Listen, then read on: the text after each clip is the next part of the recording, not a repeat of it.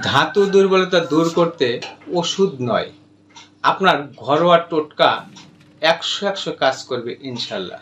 যারা ওষুধ খাচ্ছেন কোনো কাজ হচ্ছে না, ওষুধ খাওয়ার পরেও আপনার আরও অবনতি হয়েছে, আমি বলবো ওষুধ নয়, এই ঘরোয়া টোটকা নিজে তৈরি করে খান, কাজে লাগবে ইনশাআল্লাহ।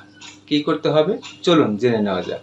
জানার আগে আমি বলবো, আপনার এই সমস্যা কতদিন যাবত, কোথা থেকে বলছেন, কোন দেশের থেকে, কোন জেলার থেকে, কমেন্টে অবশ্যই লিখবেন।